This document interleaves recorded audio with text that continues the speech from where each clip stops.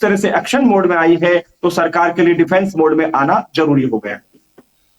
अगर देखा जाए राहुल, तो जिस तरह से ओबीसी आयोग की तरफ से 20 जून तक रिपोर्ट देने की बात की जा रही है। अगर आपने देखे, अगर पिछला रिपोर्ट देख ले, चाहे जोधपुर की बात किया जाए, चाहे जयपुर की बात किया जाए, कोटा पे आपने देखा था जिस तरह से इसमें दो दो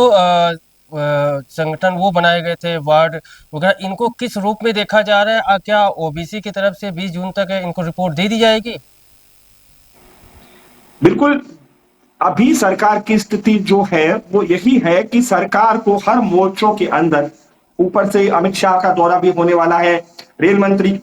अश्विनी वैष्णव का भी दौरा भी कल तक था, 2 दिन लगातार जोधपुर जयपुर में थे। तो केंद्र के प्रति भी जवाबदेही और राज्य सरकार की खुद की जनता के प्रति जवाबदेही, इन दोनों ही मंचों पर देखा जाए तो सरकार के लिए बहुत बड़ी जवाबदेही बन रही है। तो अब सरकार ऐसी स्थिति में है कि उसके लिए राहत कार्य खोलने और पशु चारा डिपो खोलने और बिजली पानी जैसे जमीनी चीजों की, जमीनी आवश्यकताओं का, इनकी रिक्वायरमेंट पूरा करना जरूरी हो गया है। ये स्थिति सरकार की है।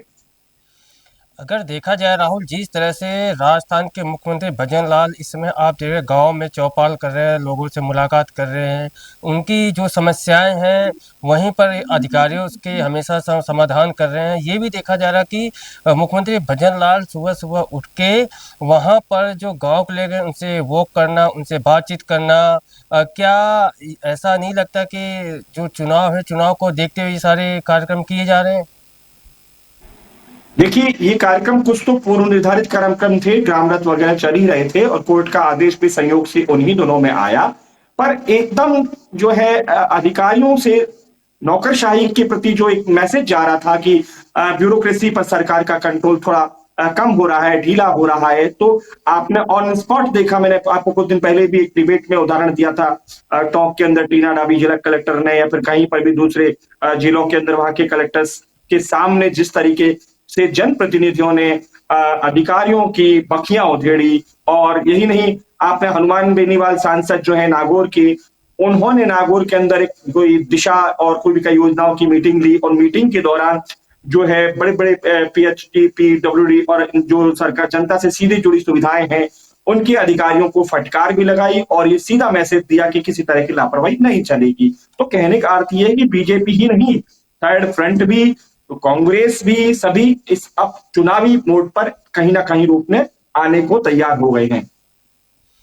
अगर देखा जाए जिस तरह नगर निगम चुनाव है, सरपंच चुनाव है, जिस तरह से ये देखा जा रहा है, पिछले साल आप देखें कई ऐसे ज़िले हैं वहाँ पे सरपंच काम नहीं कर पा रहे, उनको हटा के वहाँ पे प्रशासक लगाए गए हैं। प्रशासक लगाने के बाद जिस तरह से देखा जाए पानी की किल्लत देखी जा रही है, बिजली की किल्लत देखी जा रही है, इन सबको लेके मटका फोड़ फोड़ धरना प्रदर्शन कर रहे हैं। तो ऐसा नहीं लगता कि आम जनता है उनके काम पूरे हो रहे हैं?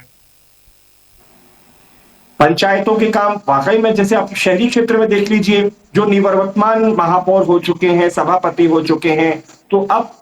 वर्तमान स्थिति में जब मानसून आने वाला है और गांवों के अंदर भी जहां आने वाले समय में जनप्रतिनिधियां जो है वो पूर्व जनप्रतिनिधि हो चुके हैं, या फिर जहां चुनावी मोड में जो गांव के क्षेत्र हैं वहां जो जिनाइन समस्याएं हैं उनको लेकर के विपक्ष जो है और आने वाले समय में जो चुनाव के अंदर पार्टिसिपेट करना चाह रहे हैं, इच्छुक हैं, जो प्रतिभागी बनना चाह रहे हैं, वो सीधे जनता के दर्द के को समझने की कोशिश कर रहे हैं। और कहीं ना कहीं ये बात जरूर है किसी से कि इस बार नहरबंदी हर साल पश्चिमी राजस्थान में होती है, पानी को लेकर के बड़ी व्यवस्था होती है, तो मेंटेनेंस का काम होता है। तो दुर्भाग्य से इस बार मेंटेनेंस का काम जो है वो देरी से शुरू हुआ। तो अभी पीछे 2-3 दिन पहले ही वापस क्लोजर का हटाया गया, कहने का मतलब है कि नहरों में पानी वापस छोड़ा गया। तो ये जो लेट लतीफी थी थी, ये सरकार के लिए बहुत बड़ी मुसीबत बन गई। किसान आंदोलन पर उतर आए, पानी को लेकर के व्यवस्था ना हो पाना, इससे सरकार की कहीं ना कहीं कमजोरी सामने आई। अब जब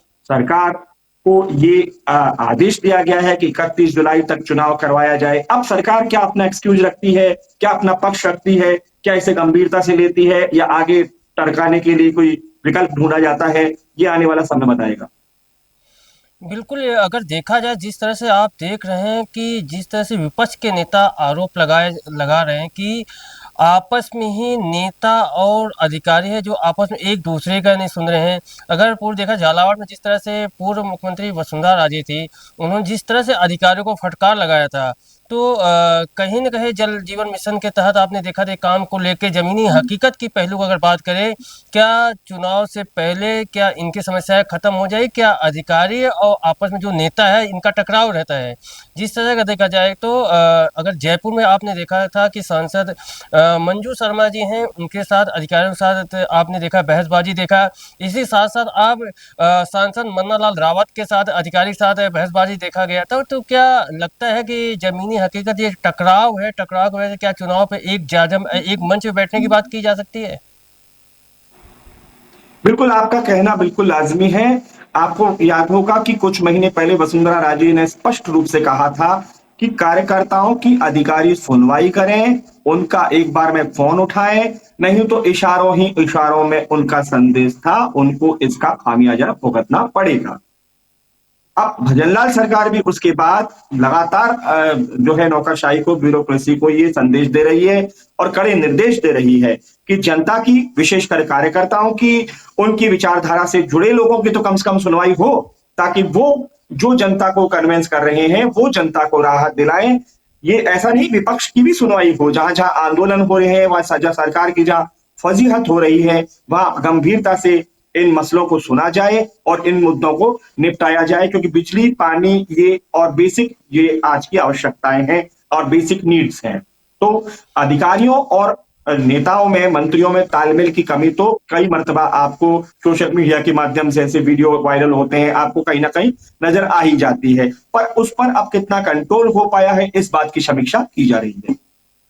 बिल्कुल राहुल जी, इसी के साथ-साथ हम बात करना चाहेंगे जिस तरह से एक युवा विधायक हैं रविंद्र सिंह भाटी, वो फील्ड में देख रहे हो धरना प्रदर्शन कर रहे कई दिनों से। उनका एक वाक़या है, अगर पेट्रोल जिस तरह से किल्लत है, पेट्रोल लोगों को मिल नहीं रहा, आम जनता को मिल नहीं रहा, उसी के साथ-साथ रविंद्र सिंह भाटी अगर पेट्रोल लेके अगर अपने ऊपर डाल लेते हैं, कि जिस तरह से अधिकारी उनका नहीं मान रहे, उनकी जो सरकार में सुनी नहीं जा रही है। आज आप देख रहे हैं वो आज अपने खून से एक पत्र लिखते हैं, तो कहीं न कहीं क्या ऐसे जनप्रतिनिधि आम जनता के बीच में अपनी जब मांग नहीं मानी जाती है, तो आम जनता कहाँ जाएगा? तो इसको किस रूप में देखा जा रहा है, किस तरह से आप देखें, क्योंकि एक आप ग्राउंड रिपोर्ट भी कर रहे हैं। देखिए, रविंद्र भाटी जो है पश्चिमी राजस्थान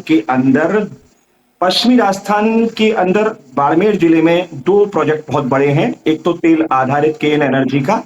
और दूसरा ये गिरल जो है सरकारी, एक राजबेस पावर अलग है। रविंद्र भाटी लगातार 20-25 दिन से, लंबे समय से अपना आंदोलन जारी रखे हुए हैं, और आज उनके लिए एक बहुत बड़ा मौका है, बहुत बड़ा एडवांटेज है कि कल अमित शाह आने वाले हैं। अमित शाह की पश्चिमी राजस्थान में यात्रा के दौरान वो अपने खून से लिखे, मजदूरों के खून से लिखे पत्र से, अपने खून से लिखे पत्र से उनका ध्यान आकर्षण वो करना चाहते हैं, क्योंकि पश्चिमी राजस्थान की जिस सीट, जो शिव सीट है, वो बहुत ही रोचक मुकाबला हमेशा वहां पे होता रहा है। कोई जमाने में इस सीट पर जो है दिवंगत नेता जसवंत सिंह जसोल के सुपुत्र जो है मानवेंद्र सिंह, वो भी चुनाव लड़ चुके हैं, और इस सीट से जो है ये बीजेपी को वापस, जो परंपरागत सीट, शिव सीट मानी जाती है, हालांकि परंपरागत तो नहीं कहेंगे, क्योंकि अमीन खान भी लंबे समय से वहां पे जीतते आए हैं, जो है मुस्लिम समाज के एक बहुत बड़े नेता है, परंतु केवल मुस्लिम समाज के ही नहीं, 36 कौम के नेता हैं। तो कहने का अर्थ है कि सरकार इस मसले को, इस आंदोलन को गंभीरता से यूं नहीं ले रही है कि उसका आरोप है कि रविंद्र भाटी राजनीतिक रोटियां सेक रहे हैं, परंतु वाकई में ये एक मुद्दा ऐसा है जिसको इग्नोर नहीं किया जा सकता। कहने का अर्थ ये है कि वहां जो इतने बड़े बड़े निवेश हुए हैं, सरकारी गैर सरकारी जो प्लांट्स लगे हैं, बिजली आधारित हो या जिप्सम से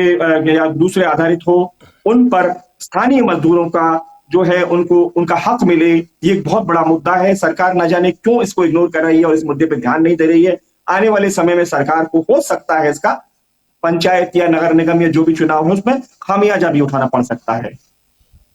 राहुल, मैं आपसे सवाल करना चाहूँगा आपसे, जिस तरह से बीजेपी की तरफ से बिल्कुल तैयारी है चुनाव को लेके, क्या कांग्रेस पार्टी के अंदर भी ऐसी तैयारियां हो रही हैं कि आम जनता के बीच में जाके जिस तरह से चुनाव हैं, जिस तरह से उनके मुद्दे हैं, उनके जो काम हैं, क्या आम जनता के बीच में ले जाके इनके ऐसे मुद्दे लेके जाके सामने लाने की बात कर सकते हैं क्या? बिल्कुल तैयारी दोनों ही एक्टिव मोड पे हैं। आपने देखा होगा ये निट का जो प्रकरण आया है क्वेश्चन बैंक लीक होने का और जो पेट्रोलियम पदार्थों की वृद्धि है, उस मुद्दे को कांग्रेस किसी भी सूरत में उसको हायर करके और उसमें पीछा नहीं हटना चाहती है। आप आपने देखा विनोद जाखड़ जो एनएसयूआई के जो है राष्ट्रीय अध्यक्ष बन गए हैं, वो सड़कों पर उतर आए। कहने का अर्थ है कि कांग्रेस का जो यूथ वर्ग है, युवा वर्ग है, उसको भी इस मुद्दे पर उतार दिया गया है। कांग्रेस के जो अभी आपने कुछ दिन पहले देखा था कि कांग्रेस का एक जो चिकित्सा प्रकोष्ठ होता है, सबसे बुद्धिजीवी प्रकोष्ठ चिकित्सा प्रकोष्ठ माना जाता है, सीधा नीट मतलब डॉक्टर्स का एग्जाम। तो डॉक्टर्स के एग्जाम, नीट के एग्जाम लीक होने के बाद कांग्रेस का चिकित्सा प्रकोष्ठ है, उसमें ऊर्जा भर करके उसका एक अधिवेशन हुआ। ये भी समय की मांग ही माना गया। कांग्रेस